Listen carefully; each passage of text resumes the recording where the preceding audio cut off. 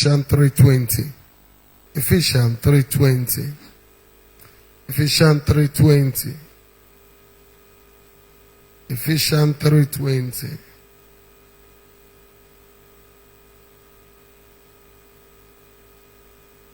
Now unto him that is able to do exceedingly abundantly above all that we ask or think, according to the power that worketh in us. The Bible said there is a God that is able to do exceedingly abundantly above all that we ask or think. He's able, he has the ability, he has the capability, he has the power, he has what it takes to do exceedingly abundantly above all that we ask or think.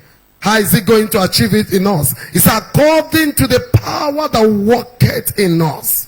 There is a power of God that is deposited in our spirit as salvation. The Bible says, many that receive him, to them he gave power to become God on earth, to become the sons of God. The Bible says, he said, as after you've received the Holy Ghost, as the Holy Ghost is come upon you, you shall receive what? Power. You shall receive a working power inside of your spirit. You shall receive a productive power into your spirit. You shall receive a creative power into your spirit. You shall receive a supernatural ability. The ability that makes God the creator of heaven and earth. The power that makes God, when he speaks, things are created. The power that makes God, when he speaks to situation, they obey. He said that ability will enter your spirit and resident in your spirit. And when that spirit, when that power is there, whatsoever you say, it will be created for you in the name of Jesus. So there's a God that is able to do exceedingly. When we say the word exceedingly, I want us to know some few points about that verse. The first point I want us to know is that he said, now unto God that is able to do exceedingly. I want us to know the word able to do exceeding. And when we say exceeding, what are we talking about? He's able to do exceeding. What are we talking? The word exceeding means exceptional in amount, in quantity, in quality, and in degree. It means exceptional in amount. It actually means when he said God is able to do, what he's trying to say, God is able, he has the ability to do special things. He has the ability to do extraordinary things. He has the ability to do peculiar things. He has the ability to do uncommon things. He has the ability to do unusual things in our life. Meaning he has the power inside of him to do special miracles. We have Bible said that God wrought special miracles through the hand of Paul. He said he has the ability to do extraordinary miracles, extraordinary wonders, peculiar things eyes have not seen before, uncommon wonders. I like the way Bible said it in Job 9:10. Job 1:10 said, we do great things past finding us. He said, yes, wonders without numbers. There is a God that has the ability to do great things that are past finding out. And these things are in wonders without what? Number. There is a power of God in him. There is a power of God in us that has the ability to create things in wonders, to do things in wonders, to do special miracles. That is the ability of God. Somebody shout ability of God. Say the exceeding power of God.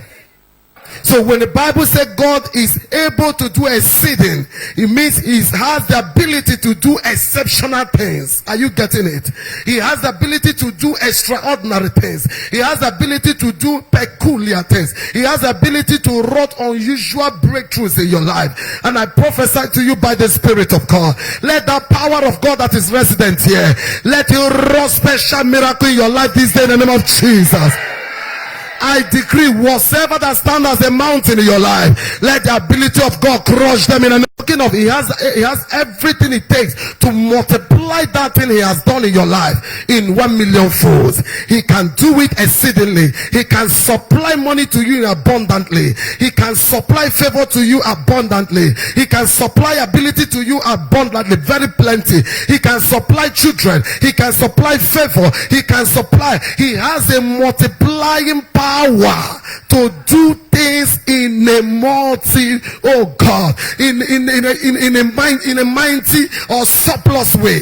He has that power inside of him. He is not begging for the power. He is not praying for the power. He is not voting for the power. He does not need you to vote him in for that power. The Bible says he can do exceedingly. Say, God of exceedingly. Say, the God of abundantly.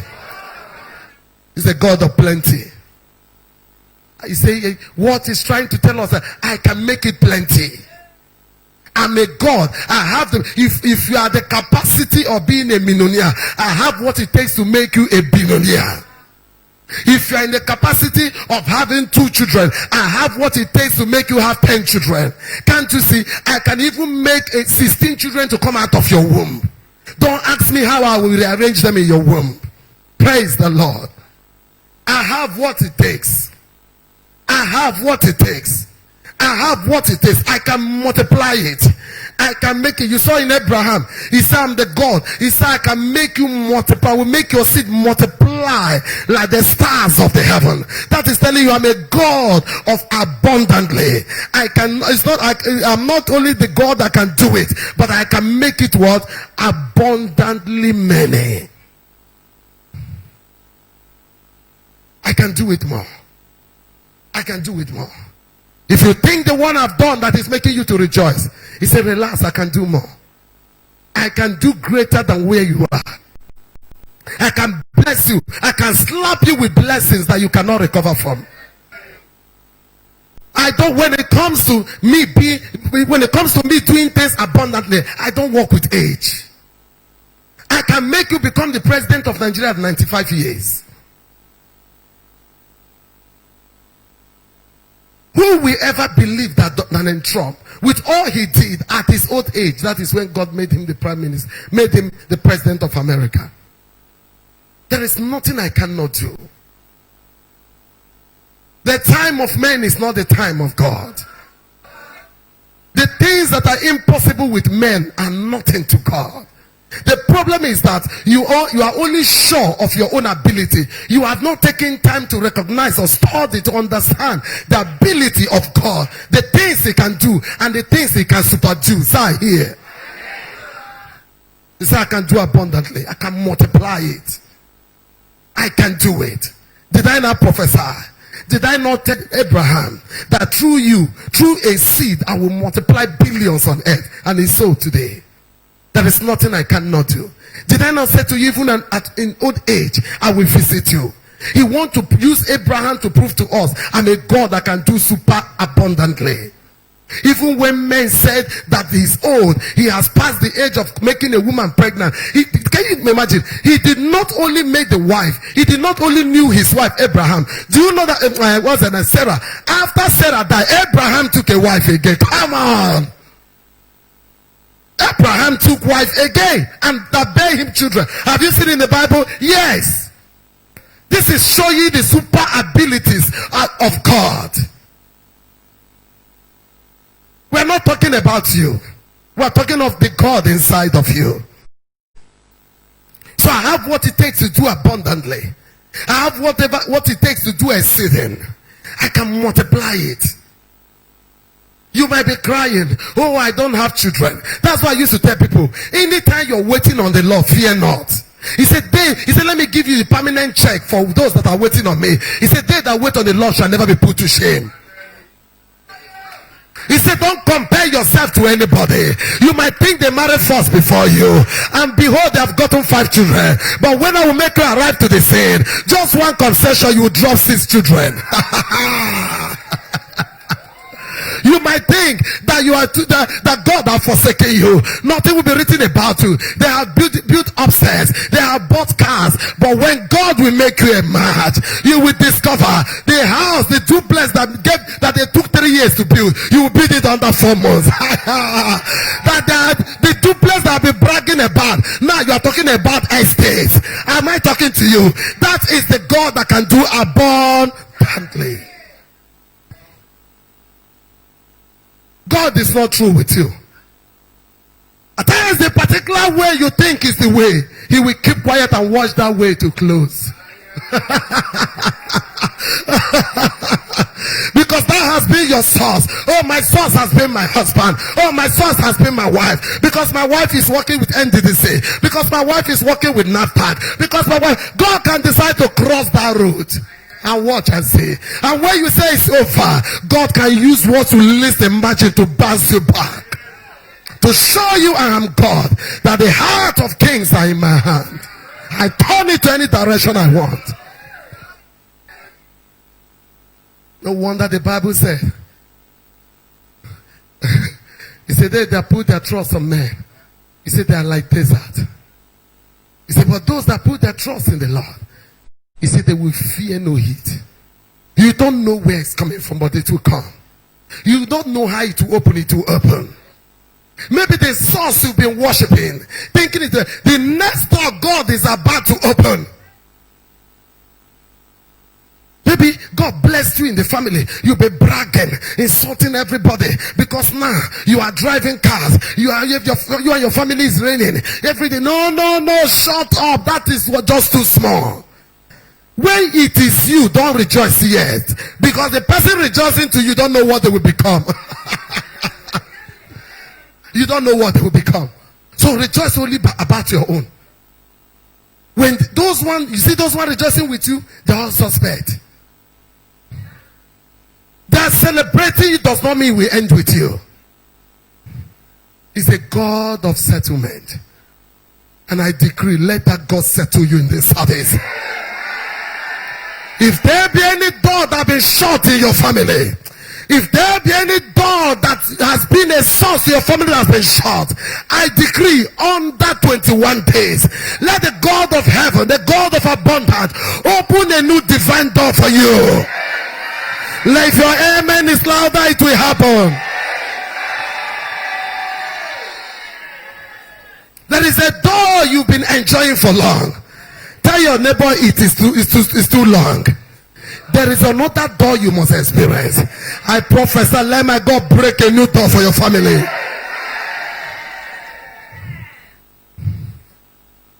God that does abundantly. He also told us that he does above. He said, I do exceedingly abundantly above. Above is the highest place. That is abundance in a greater dimension. Above is greater in number. It's greater than abundant. It's above. This one is running over level. He said, I'm the God, I can do it. I can make it run over. He said, anoints my hair with oil, my cup runneth over. There is a God that is called a God of running over. That is, you have eat. Your wife enjoy. Your children enjoy. Your mates enjoy. Your family relatives enjoy. See, the thing is overflowing. The more you are eating, the more the thing is multiplying. That's another kind of God that can do above. The more you are thinking one source is opening 20 sources. I decree, let the God of heaven open all that doors for you in the name of Jesus. I said, let the God of heaven, the God of arena of miracles, let He open multiple doors for you in the name of Jesus.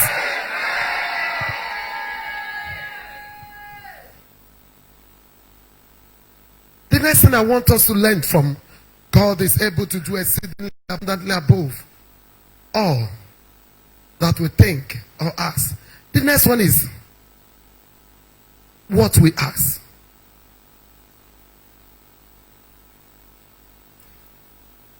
What we ask. That which we ask.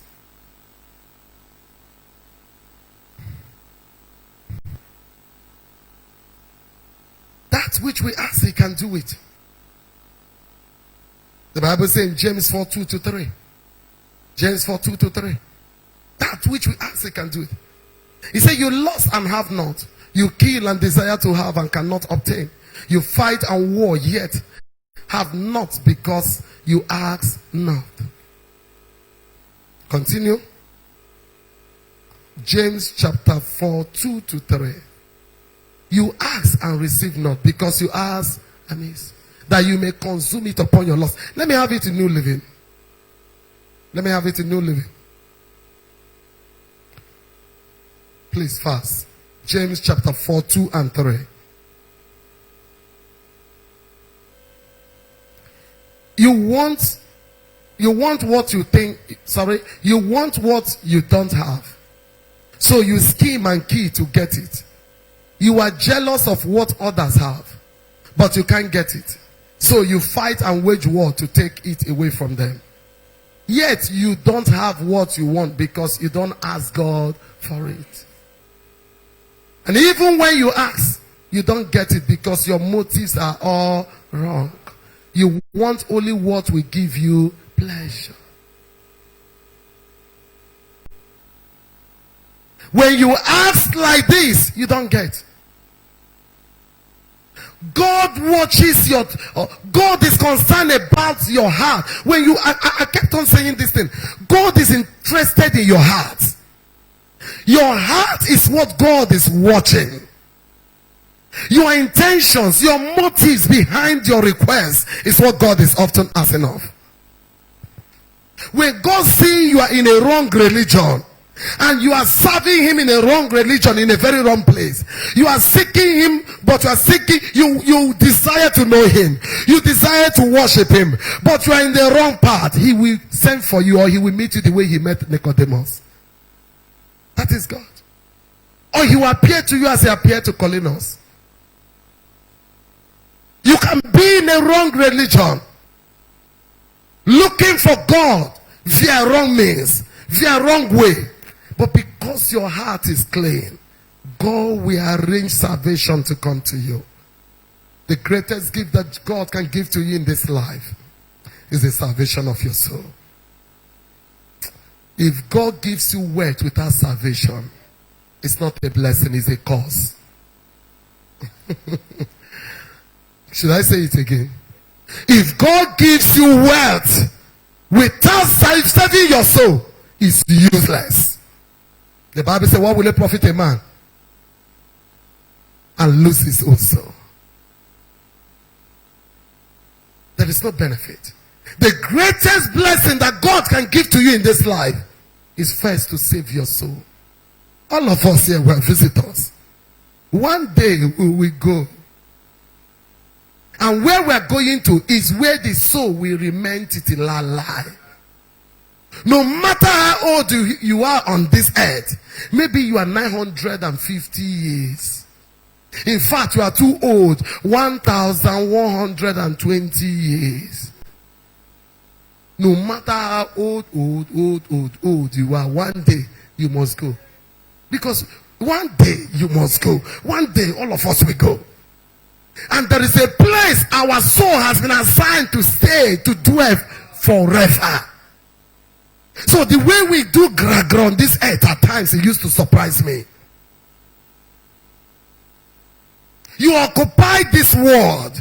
You use this world. You fight for the things of this world. You keep to get, no matter how you stay, 300 years, bye-bye. Oh my gra-gra, you will not even be aware of who to pass over before you go. Think about it. Think about it. So the greatest gift that God can give to you is to save your soul. So that after all the gra-gra here, all the shakara here, all driving the cars, all doing every party, doing every ceremony, at the end you are walking into heaven. Your soul will have rest forever, not your soul tormented in hell. Hell is awaiting trial. Nobody has entered lake of fire. Hope you know. Everyone that died since Jesus came and left, all of them are where? The ones that are not born again, where are they? In hell. Nobody has entered hellfire, lake of fire. That one is the part 2 of the movie. So where everybody is now is awaiting trial. Trial has not come. Awaiting trial. So that is, if you can pray, it's possible to pray somebody out from hell. You didn't hear what I said. It is what? Possible. But you cannot pray any person out of lake of fire. It's not possible. If a pastor, if a man, God decides to anoint you so much, it can take you to a bone, a dry bone. Yes, the creative power is there. You speak, the flesh will begin to arrange so that the person will return back to life. But once you enter lake of fire, the Bible says the permanent door is shut. The door of the main heaven will be shut. That of earth, of lake of fire will be what? Shut. And Bible put it this way in Revelation 20:15. Let me have it. Revelation 20:15. This is the laugh of the last. It says, whosoever person that his name is not found written in the book of life. And whosoever was not found written in that book of life was cast what? Into where? This one no reverse. If you like, call God, worship God more than Michael Jackson there, you will never be heard.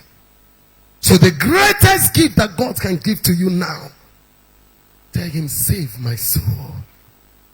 In all my abundance, in all my blessing, in all my favor, in all my political pursuit, my soul first, oh God. So when I finish here, I will not be tormented forever. Tell your neighbor it's real low. Use oppression of the devil that men pass through on earth. Torments of the devil. Use it to know what hell will look like. Use the suffering, the anguish. Look at the trouble that men pass through on earth. Use it to know what hell will look like. Just use it and know what it will look like. I pray for all of you hearing me. Both in internet, both on social media, pray for both here. You will never experience hell in Jesus' name. It's a choice you make now. In your prosperity, don't neglect your soul. In your what? Prosperity. Don't hold your soul very well in Christ. Then be pursuing what you are pursuing. No pastor, I catch pastor on top of bed and my memory. Nothing should make you drop that salvation. Don't agree to it. Whether it's the person that led you to Christ but stabbed you, tell him no problem. I don't know the chapter you read that devil enter you, but my soul, I can't let go. Learn to serve God that way. Don't allow yourself to be discouraged. Jump out of church because a pastor misbehaved. He is called a man of God. He can make mistake. The same way you can make mistake. So if your pastor is the one that made you to leave, or the head of department, no, don't leave. That day say you will stand, I will stand, and everybody will answer for himself. And you now say, is this person that chased you out? He will tell you, get it behind me. I have put so many things in the world to discourage you. Some of the things you see that happen that make you walk away, most of them is not Satan, it's God. It's trial of your faith. Why, if God is that God, why didn't he remove Satan from the world? Satan has to be here. These are the things that will try your faith, try your Christianity. So if this thing make you faint, if this thing make you offended, if he say you are not worthy to be my own, you can imagine your strength is too small. You can imagine you are married. This way you come and tell your husband is a liar, you believe it. Your husband says, anything they tell you, you are not worthy to be his wife. Ask him to go to his father's house. A woman that anything they tell you about your husband, you believe. You are not worthy to be a wife. You are not ready. You are a girl. Go, take her back, let them train her, bring her back. Because it's not everything they tell you, you believe. Moreover, so many people must be desiring that man to have him, but it's you that have him. So they will look for things to poison your heart. The same way it is today. Devil is angry. He made mistake and fell. Redemption was not sent for him. Man made mistake and fell, and God sent redemption and brought him back. So devil is angry. Say, Pastor Beverly, continue where you go. So you must learn to ask. You must learn to do what? Ask. But don't ask with a selfish motives. We saw in Solomon. I love that your man in 1 Kings 35. 1 Kings 35. God appeared to him and said, ask me what you want. He said, in Gibeon, the Lord appeared to Solomon in the dream by night. And God said, ask what I shall give thee. God wants us to ask. There is this thing that has been killed in many of us heart. Most of us believe and we don't like asking. You know why? If I ask, they know they give me, no need asking. No. A man that was not born again, that walked in the old covenant, God told him, ask, demand what you want. By his giving, he said, I will give it to you. Even not by giving. Don't tell me you receive everything by giving. It's not true. See, I like teaching people truth too. I told you the last time we did sacrifice here was when? February. And last Tuesday, what did God say? He said everybody should go and sacrifice. God said so. And that is it. If you are waiting for me in the next 3 months to say, you have made mistake. That is not how, I don't believe that in ministry. I do what the Spirit of God asks me to do what? To do. At that time. So don't tell me it's your giving that does everything. It's not true. It's not truth. Don't be deceived. Don't be what? But God told him, ask me what you want. Give me 11 and 13 of that verse. 1 Kings 3, verse 11. And God said unto him, because thou hast asked this thing, and hast not asked for thyself long life, neither hast asked riches to thyself, or nor hast asked the life of thy enemies, but hast asked for thyself understanding and discernment of heart. Give me verse 12. Just give me verse 12. Go. Verse 12. Go to 13. Behold, I have done according to thy words. Lo, I have given thee a wise and understanding heart, so that there was none like thee before thee, neither after thee shall any arise like unto thee. 13. And I have also given thee that which thou hast not asked. There is a God that can give to you what you didn't ask for. How much more when you ask? He said, both riches, both fame, both everything, I will give it to you. So ask. It's not wrong for you to ask God for your life. Get me? It's not wrong for you to ask God of the neck of your enemy. Even God himself is looking for the neck of his enemy to destroy. Did he not say to Jesus? He said, sit down until I make your enemies your footstool. How is he going to make them? By crushing them one after another. Is he not God that sin is a righteous thing unto me, to recompense tribulation to them that trouble us? So understand scripture. What God is trying to tell you in that context. In that context, God wanted to use his accent to know his kind of heart. It was a test. It was a test. If God had not killed all the enemy of David, who is Solomon? Where will he start from? Where will he start from? It's God that said, we give him peace already because the Father has fought the battles. Are you getting it now? I like preaching balanced message. Before you go home now, say, Pastor Beverly say, it's wrong to pray for enemy to die. They will kill you. And me, I no go come for the burial. There are wickedness that must go down. Praise the Lord. Let them that hate you perish. So we saw another request. There are some selfish desire, demands. There are selfish. We saw it in Elijah and Elisha. In 2 Kings chapter 2 verse 9.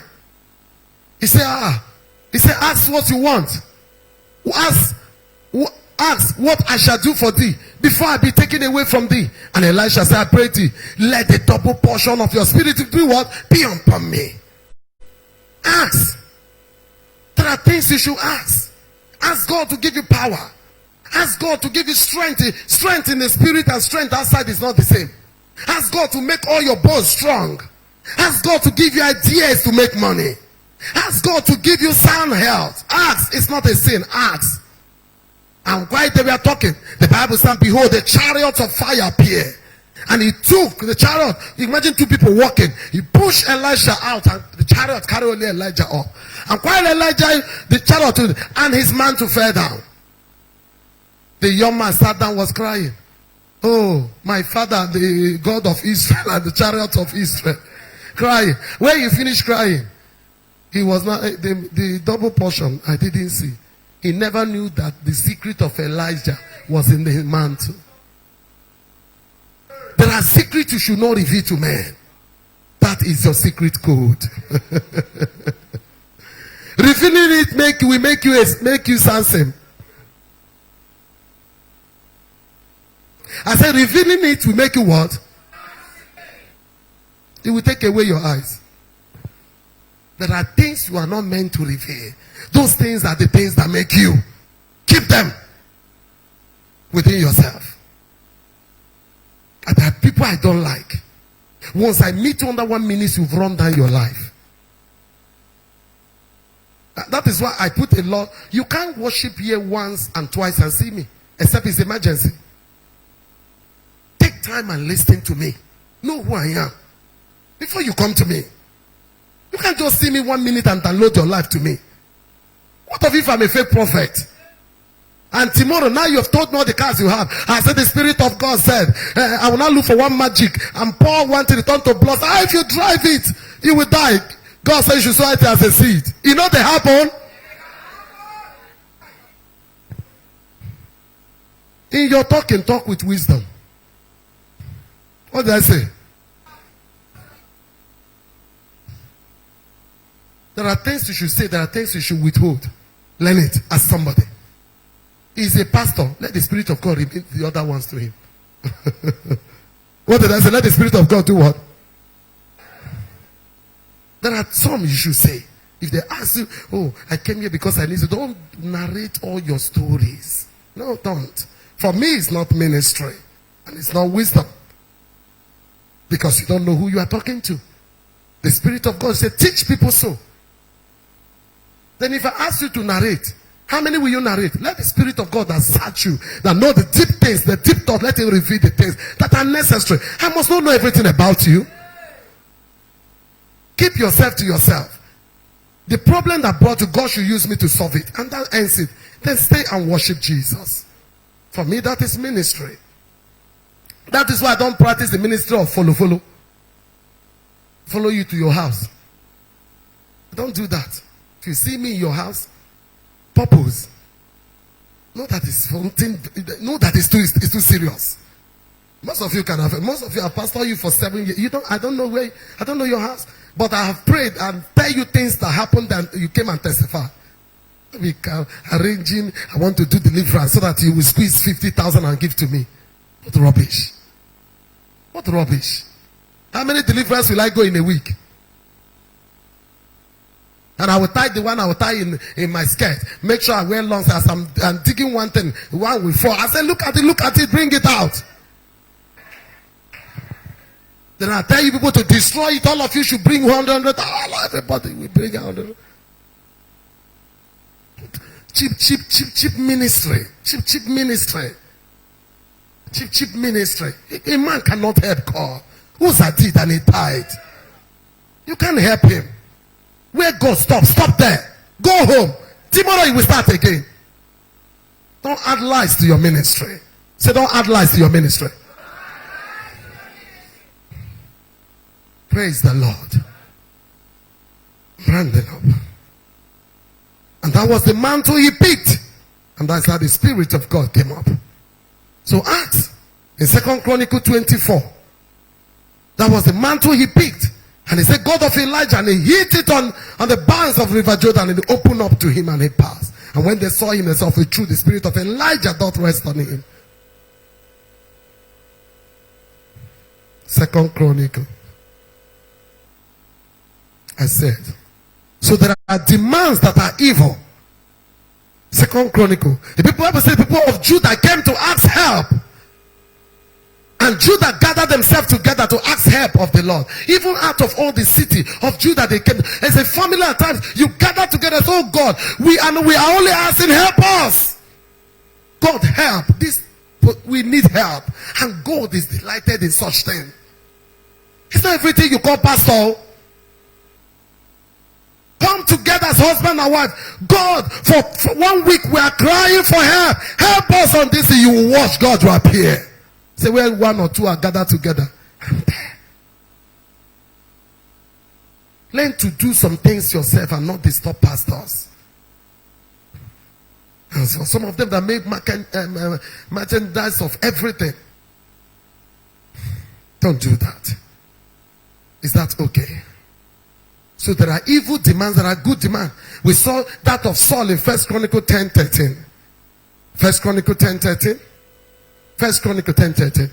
So Saul died for his transgression which he committed against the law. Let's see what he committed against the law. Even against the word of the Lord which he kept not, and also for asking counsel, advice of one that had a word, a familiar spirit, to inquire. The worst sin you can commit, for some of you don't know, the worst sin is not fornication. Fornication is a sin against the body, and it will destroy your body. But let me tell you the worst sin, for some of you don't know. The worst sin is for you to consult a spiritualist, a native doctor. It's the greatest sin in the sight of God. Is any sin that do it, I will cut him off. To consult sorcerers, familiar spirit, that is the main thing that kills Saul. That means God was intending to show him mercy. Because he was crying. He was crying. Yes, I've transgressed. I did not obey your word. Please forgive. The guy was crying. But the one that actually killed him, he went to visit the witches of Endor. They went to use necromancy to invoke the spirit of, what's his name? Samuel out. It's happening today. It's happening. You will go and consult familiar spirit. A Christian, when the thing gets tough, you go to native doctor, but you'll be claiming, I'm a Catholic, I'm a born again, I'm an Anglican. But it's a lie. When that's changed, you will change to native doctor. And the ones who are claiming, you are deceiving them. They are following you, but without knowing you are a hypocrite. I'm a born again Christian, but you're a native doctor. They check you. All spiritism, you practice it. You use their soap to bath. You are born again Christian. You use one to rub on the stomach. You are born again Christian. You use soap to do attendingly in your eye. You are born again Christian. Some of them you rub it on your hair. You mix it with your cream. Born again Christian. They give you some that you pour on your house like a dust. Born again Christian. Be born. Person that said that in God will bless you. Be burning everywhere. Born again Christian.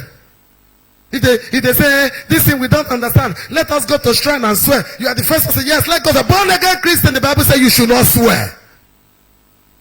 Let your yea be yea, let your nay be nay. Born again Christian, hypocrite. Bible called them what? Hypocrites.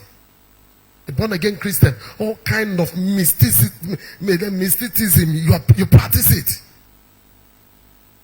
When things are tough, you go and look for evil prophets. They will tell you, bring goat, bring candle. And God said, I do not have pleasure in these things anymore. That anyone that does them, his soul will be cut off from me. It doesn't matter. We want him to be healed. The only way he will be healed, let them just bring. Is it not just soap? Is it not just Africa soap? Let him just use it and bath. He's still the same God. We are trying to make him to be healed. We are trying to make her to be healed. This is the God. All these things are wisdom of God to man. Devil in disguise. Friendship with the world is enmity with God. James 4:4. Friendship with the world is what? Anytime you see yourself practice what the world practice, the Spirit of God have left you. If you are standing on the word of God, stand on him and don't shift. If I die, yeah, I die. If I perish, I perish. This is what the word God said. I will stand on it. Watch and see. God will appear in the midst of the fire like a fourth man.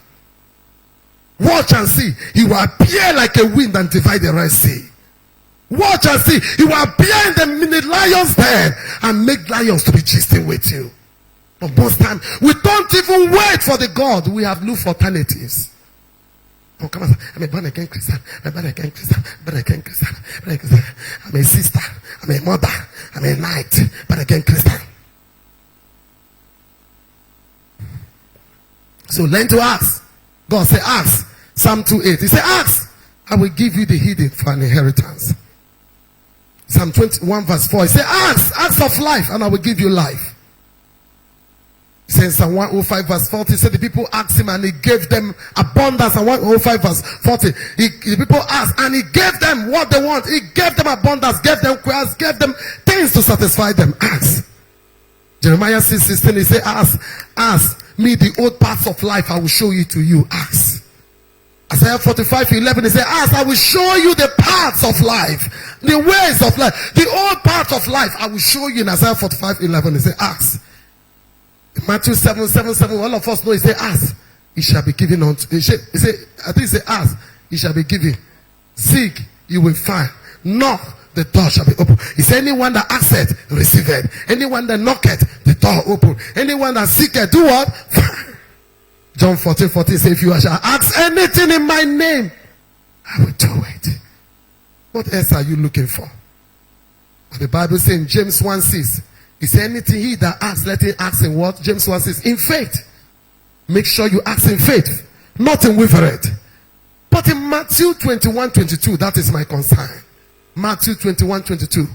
Matthew 21:22. Matthew 21:22. Give me, I'm rounding up. And all things whatsoever you shall ask in prayer, believing, you shall do what? Receive it. You can't come to God asking, and when you don't want to receive, you must receive. Some things you ask and wait. Some things you ask and receive instantly. It's not everything you ask immediately you receive immediately. Some you ask and receive immediately. Some you ask and wait. The things will be created. The Bible says in John 15:7, he said, John 15:7, the day God open your eyes to that scripture, know that your freedom has come. He said, if you abide in me and my words, and my words, and my words abide in you, then you shall ask what you will, and it shall be what? It shall be created up for you. It's the word of God that creates what we want. Learn to live that life. Learn to allow the word of God to dwell in your spirit in order for the power of the word to create things for you. Somebody say the power of thought. So God is able to do the last one, what we think. What are you thinking? What is in your thought? It's according to the power that works in. I've told you that power. There is a resident power in our spirit, the power of God, the creative power of God, the super ability of God deposited in us that we receive, which is called power, that is resident in our spirit, is in us. Anytime you think success, that power begin to create what? Success. Anytime you think favor, that power will begin to create what? Favor. Anytime you think joy, that power will begin to create what? Joy. Anytime you begin to think fruitfulness, that power within you begin to create what? Fruitfulness. What you think is that what that power creates. He said God is able to do exceeding abundantly above what we think, what we ask or think, according to his power, not outside but in us. If that power is not in you, that is why you ask, you don't get. If that power is in you as salvation, that power have every ability.